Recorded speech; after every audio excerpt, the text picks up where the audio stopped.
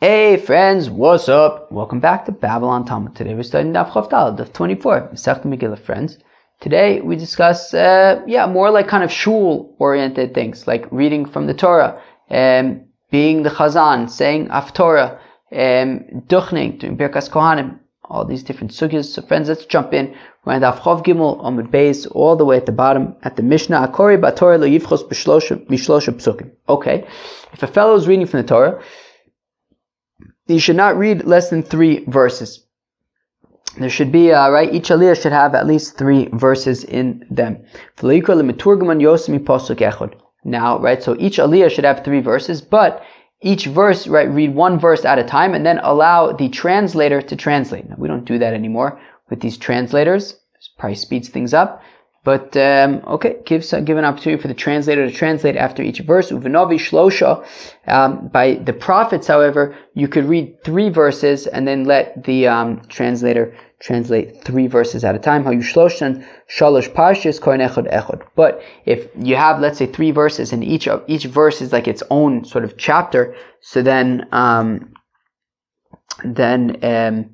you would read 1 at a time. You wouldn't read all 3 and then let the translator translate.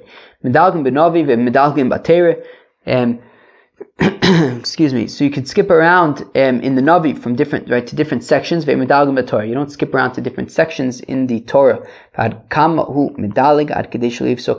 How far can you skip? Right. So we say you could skip in the Navi. So how far can you skip? Can you skip all from Yoshua all the way to Divrei Hayom? Right. So we say only you could skip enough that by the time the translator is done translating, you're already ready to rock and roll in the next location. Says the Gemara, Hanigimel psukin keneged mi. These 3 verses, what do they represent? Right? We said that each aliyah has to have at least 3 verses. What does these 3 verses represent? Rav Asi keneged Torah, Nevi'im, Ksuvim. Oh, so says Rav Asi, it represents Torah, Nevi'im, and Ksuvim. Beautiful. Don't read to the translator more than 1 verse. And in the prophets you can read 3 verses at once. But if each verse was like its own chapter, so then you read 1 at a time. For example, for example, when it says the verse of so says God that you've been sold for free. And then the verse that so says God that my nation went to Egypt first. And when God says, what am I doing over here? So those 3 verses, you should read them 1 at a time to the translator. So we can skip around in the prophets, but we don't skip around in the Torah. 1 second, we have a kasha that we learned in Masechta Yoma, that on Yom Kippur, the Kohen Gadol reads from Achremos, and then he skips to the chapter of Ach Be'osor. So he's skipping around. But he's skipping around. So says Abaye, well, it's okay because he's getting to Ach Be'osor before the translator has an opportunity to finish translating. 1 second. But I thought that the allowance to skip from one area to another, as long as the translator hasn't yet finished doing his thing, that was specifically by the prophets, right? That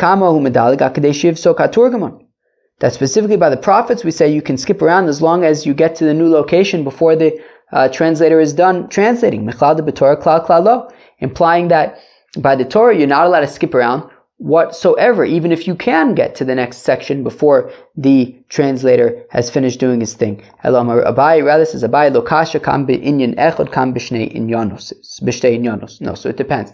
What the reason why the Kohen Gadol is allowed to skip from Achremos to Ach Be'osor is because it's all the same topic, right? Even though it's a different location, it's the same topic, and therefore, as long as he can get to the next section before the translator is done translating, that's okay because it's all the same topic. V'atanya, as we learn in the Brisa, medalgim b'Torah b'inyan echad, you're allowed to skip around in the Torah if it's all the same topic. Uvinavi, and in the Navi b'shnei inyanin, you're allowed to skip around even if it's more than one topic. Kan v'chan b'chdei shelo yifsok hatorgman. However, in both cases, you have to be able to get to the new location before the translator finishes translating. Tanya, idach, we have another brayso, ein medalgim min navi lenavi, and we don't skip from one prophet to another prophet. Uvnavi shel shnim asur medalig, but in the trey asur, so you're allowed to skip from one navi to the next. Uvavat shel idalig misofa sefer l'tchila, so just don't go backwards. Don't go from the end of the book to the beginning of the book. Okay, that sounds really nice. It says the Mishnah, Amafter b'navi hu poris al shma. The fellow who reads from the navi, the fellow who gets the haftorah, so then he also is the one who does this poris al shma thing, which we learned yesterday, which is, I don't know, a little bit vague, I think. Something about like getting to shul and there were 10 people who didn't pray with a minyan yet and saying like Kaddish and stuff. Over lifnei teva, and he's the one who's the shliach tzibur. V'nosei eskapav, and he does the birkas kohanim. V'im oya ka'in aviv orabo oven al yado. And if this fellow who read from the navi was a young fellow, was a child, so then his father or his teacher would sort of do these other things, like be the shliach tzibur for him. Kohen kori b'Torah mitagim, a young fellow is allowed to read from the Torah and to translate. Aval eno poris al shma, but he's not allowed to do this poris al shma thing, right? Which was like Kaddish and Baruch Hu and stuff.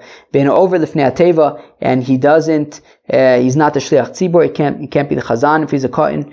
Ve'eno nosei eskapav, and he's not allowed to do birkas kohanim. That is a perk to being an adult. Pocheach poris es shma. A fellow who's wearing kurtzoisen, he's wearing shorts. His legs, his epidermis is shown. So pocheach pores es shema. So you have a fellow whose epidermis is showing. So he's allowed to pores es shema. He's allowed to sort of say Kaddish and stuff. And he's allowed to translate the Torah. He's not allowed to read from the Torah. Over the Fnei Teva, and he's not allowed to. And he's now not allowed to be the shliach tzibur. Ve'eno noses kapav, and he doesn't do birkas kohanim. Suma poris eshma mitagim. A fellow who's blind is allowed to be poris eshma. He's allowed to say, right, like Kaddish and Baruch Hu, and then also it includes the first bracha of Kriyat Shema. So the chiddush there is that it's the bracha of Yotzer Or, he who creates light. And the thing is that a blind fellow is unable to see. So the Tanna Kama is saying, even though he's not allowed to see, he could still make the bimotzi other people the blessing of light. Rabbi Yehuda Omer says, Rabbi Yehuda kol shalora ma'oris miyamav enu paris al shema. Look, a fellow who's never seen light in his entire life, so he's not allowed to he can't do this paris al shema thing. He can't because that includes the first blessing of Kriyat Shema, and it's about light, and he's never seen light. My time. How come we say that the fellow who, asks the Gemara, how come we say that the fellow who reads from the Navi, he's also the Shliach Tzibur, he's Paris Hashma, he's the Shliach Tzibur? So Rav Papa Amar Mishum Kavod. Rav Papa said, in order to give this fellow honor, because reading from the Navi is not as much of an honor as reading from the Torah, so we don't want this fellow to feel bad, so we sort of compensate him by allowing him to be the Shliach Tzibur. Rabbi Bar Shimi Omar, Mishum da'asili insuye. Rabbi Bar Shimi says, well, he might get upset because apparently they would pay people to be the Shliach Tzibur, but not necessarily to read from the Navi. So he might get upset, like, why am I not being compensated for my efforts, and the fellow who's the Shliach Tzibur is? So therefore they say, no, you can be the Shliach Tzibur and we'll compensate you. My benayu, what's an afkamina? Ike benayu da'avid bechinam. Well, if the fellow is gonna be the Shliach Tzibur for free, so then there's nothing for the Haftorah fellow to get upset about. All right. Tanan, where am I? Yeah. Now we have a kasha. 1 second. Our Mishnah said, but if the fellow who read from the Navi, from the prophets, was a young fellow, so then his father or his teacher will do it for him. He amrat mishum nitsuye, and if you say, like Rabbi Bar Shimi, that we're concerned that the fellow who reads from the prophets will get upset if somebody else is the Shliach Tzibur, Ka'in bar nitsuyehu, what? You worried that a young fellow is going to get upset?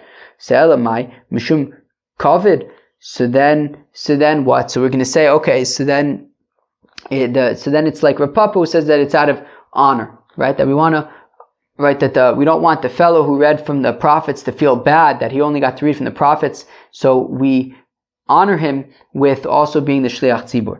But Ka'in by Kavadu, what is the Ka'in? If is the young fellow so makbid on his honor. So rather, we're concerned about the honor of his father or the honor of his teacher. So therefore, out of honor and respect for them, we allow him to be. Well, we would have the teacher or the father be the shliach tzibur. So achanami ika nitzui aviv nitzui rabo. So you're also, who might get upset? It might be the father or the teacher who might get upset because of the payment. All right, what do you want me to tell you? So that's machlokus between Rabba, Bar Shimi, and Rav Papa. Pocheach pois ashma v'goymer v'chulei. So a fellow whose epidermis is showing, so he's allowed to do this poris as shma thing. But mine ula by Rav me Abaye. So ula by Rav taka asked Abaye koin pocheach ma'u shikr b'Torah. So ula by Rav says he asked Abaye, what if you have a young fellow with his epidermis showing? So can he read from the Torah? Amalei. So Abaye says, "V'tibai lach arum." Let me ask you, somebody who's naked. So can he read from the Torah? Arum my time below. Mishum kvod tzibur. What's wrong with somebody naked reading from the Torah? Because it's not respectful to the congregation. Achanami mishum kvod tzibur. If you have a young fellow with his epidermis showing, so then it's not proper honor for the congregation. So you shouldn't be reading from the Torah. Suma paris al shma v'chulei.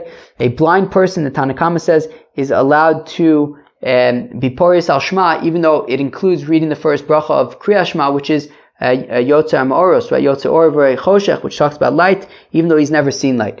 Tanya Amla Rabbi Yehuda. They said to Rabbi Yehuda. Now Rabbi Yehuda had said that a blind person is unable to be paris al shma because he's never seen light, and how can he make the blessing of Yotzer Or, he who creates light? So Amulo Rabbi Yehuda, they said to Rabbi Yehuda, I don't understand. Lidrosh. There are a lot of people who study the chapter in Yechezkel that talks about the Merkava, the chariot of God, and they've never seen the chariot of God, and yet they still study it. So V'Yehuda Hasam be'avnisa delibata yemilsa v'akom ichavein v'yada. He says, yeah, but over there it's about understanding, and they try to do their best to understand it. But here it's about being able to actually appreciate it. And this blind fellow is unable to appreciate the light, and therefore he cannot be paris al shma if he's blind. And the rabbis say, what do you mean? He does get sort of Facebook meta benefit from light in that Rabbi Yossi, it's like Rabbi Yossi. The Tanya, as we learn in the Brayso, Rabbi Yossi says, Rabbi Yossi kol yomai haisi mitztar al mikrazeh, that my entire life I was troubled by the following verse, vayisam imashish batzoraim, that you're going to be groping around in the afternoon, kasher yimashisha iver ba'afela, like a blind person just kind of like, is moping around,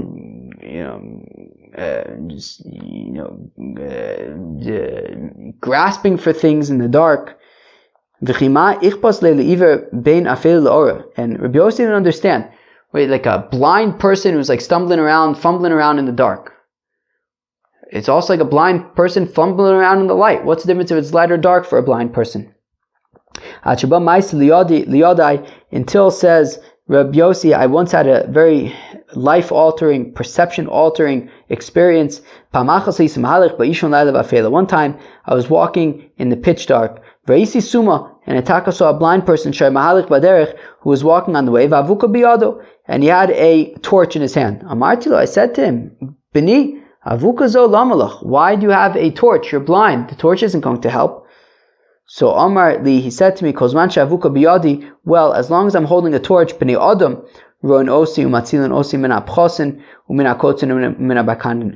long as I'm holding on to this torch, other people will notice me and they'll help me out. So even though, yes, the light, the torch can't directly help him because he still can't see, but in sort of a Facebook meta kind of way, so, the torch being there means other people could help out. So therefore, in that way, he gets benefit from this torch. So also, a blind person argues, the rabbis can be paris al shma, even though he doesn't directly benefit from light, but he benefits from the existence of light because other people help him, and in that way he benefits.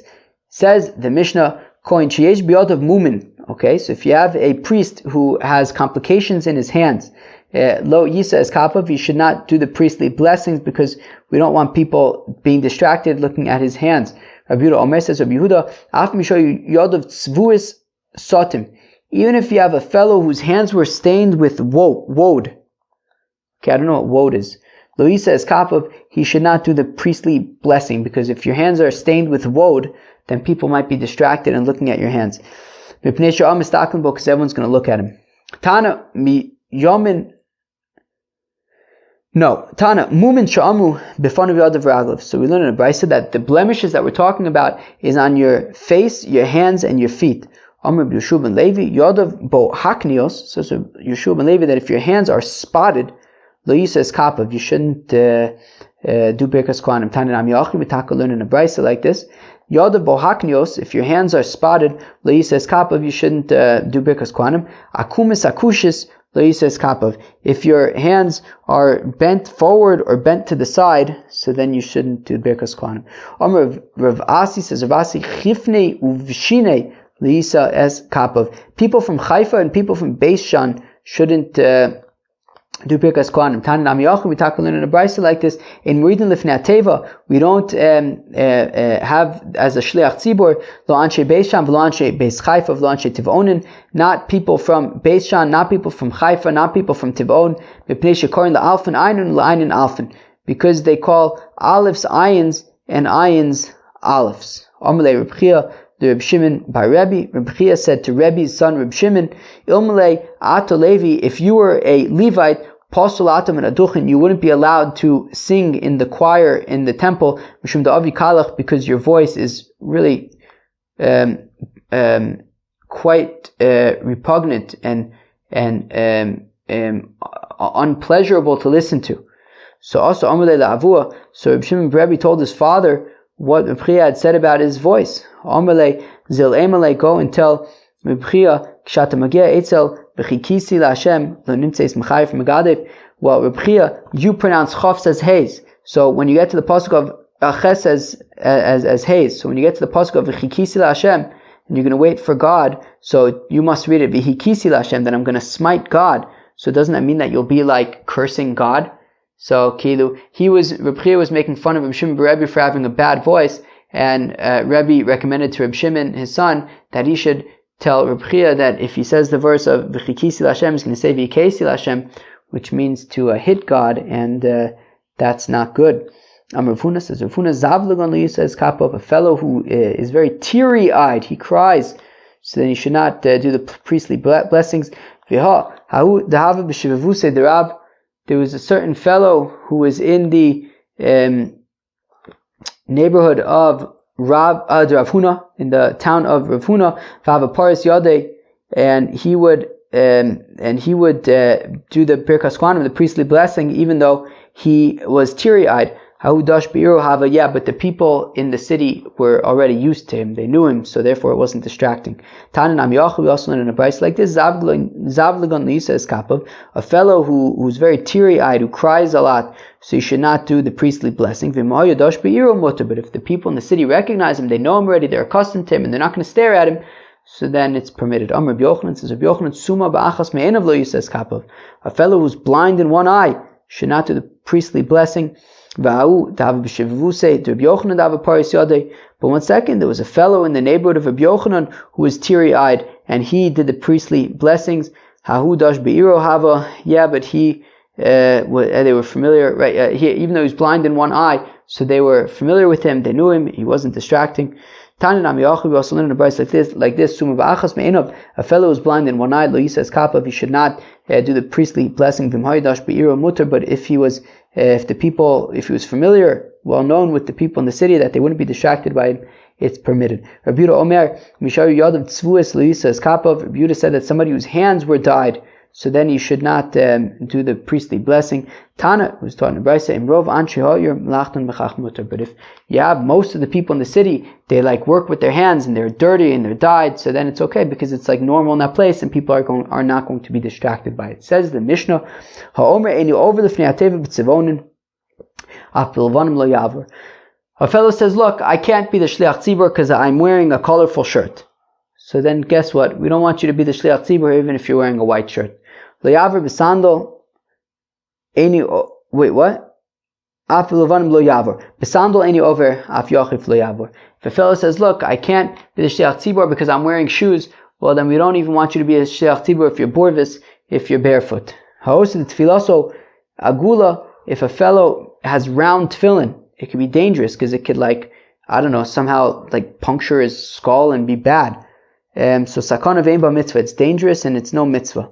Nisana al mitzvah or pasyado, if he puts his tefillin on his forehead, right? Your tefillin doesn't belong on your forehead, it belongs on your head. Or in the palm of your hand. It doesn't belong there, it belongs on your arm. Hare zo derech haminus, that's the way of the heretics.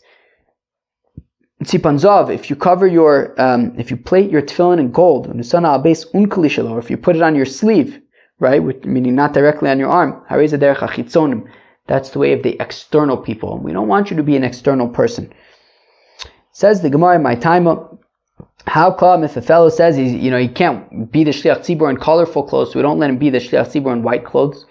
So Chashinan Shema minus nizukabo, maybe some heresy has overcome him. So we say just stay away.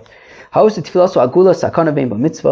a fellow has a round tefillin, so it's dangerous and there's no mitzvah being done, is it possible that our Mishnah is saying the same thing as a Brisa? Tefillin mubaos halach l'Moshe Misinai, that it's halach l'Moshe Misinai that you have to have square tefillin. And says Rava, it means that that applies to their sewing, how you close them, and also their boxes and their shape. So well, if we only had our Mishnah, you could say that technically speaking, right, you just don't want it to have it be like a nut or an egg because it can somehow indent your head or something. But I might think, what if it's like a lentil, which is like flatter, even though it's round, maybe that would be okay. So it's not exactly saying the same thing as the Brisa, which is saying that it actually has to be like square. Friends, that was the Chav Daled of Masechta Megilla. At the first part of the daf, we discussed how you gotta have 3 verses in each pasuk, and that you read one pasuk and then the translator translates. But by the Navi, you can have you can kind of do 3 verses at a time. Then we talked about skipping around in different parts of the Torah, and we said that so when it comes to the Torah, you can only skip around if it's the same topic, and you're able to skip from one place to the next before the translator finishes translating. When it comes to prophets, there's a little bit more wiggle room in that you can go from one topic to the next, but it would have to be before the translator finishes translating, and it would have to be all within the same book. The exception being in Trey also, you can go from one prophet to the next, but you can't go backwards. Alright, what do you want me to tell you? That's what we said. We then talked about how the fellow who reads the Haftorah is also going to be the Chazan for Musaf. We saw a machlokas between Rav Papa and Rabba Bar Shimi. Rav Papa says the reason why we honor him with being the Shliach Tzibor is so that he shouldn't be sort of insulted because everybody else got an aliyah reading from the Torah and he only read from the prophets. So therefore we kind of honor him with Musaf. Rabbi Bar Shimi said it's because, we would normally pay the Shliach Tzibur for Musaf, and we don't pay the fellow who reads from the prophets, so he might get upset about that. So therefore, we give him the opportunity to pray Musaf so that he could make a buck as well. We saw an interesting machlokas between the Tanakama and Rabbi Yehuda about can somebody who's blind be motzi other people the blessing of Yotzer or Uvar Choshech, that he who creates light because he hasn't experienced light. So the Tanakam, Rabbi Yehuda says, look, he hasn't experienced light, therefore he can't be motzi other people that blessing. But then we saw an interesting experience of Rabbi Yossi, who once saw a blind person with a torch, and the point was that even though the torch itself doesn't benefit this person, but the existence of the torch, the Facebook meta sort of implications of the torch, are that other people see the torch and then help him. So here also, even though a blind person doesn't benefit directly from the light, but he benefits sort of indirectly because people help him out. when they see that it needs help. And then we talked about how somebody who has disformed hands or different things that may be distracting, so then you shouldn't do Birkas Kohanim, because we don't want people looking at the hands of the Kohanim when they are blessing the people. And then at the very end we said, look, if a fellow sort of says, look, I can't be the Shliach Tzibur because I'm wearing a colorful shirt or because I'm wearing shoes, so then we don't want him to be the Shliach Tzibur even if he's wearing white shirt or he's Borvis, he's barefoot, because we're concerned that maybe he's a heretic or something. Then we said at the very end that tefillin have to be square, because if they're round it can be a little bit dangerous apparently. Friends, that was Daf Chof Daled Masechta Megillah. I hope you enjoyed. Peace out.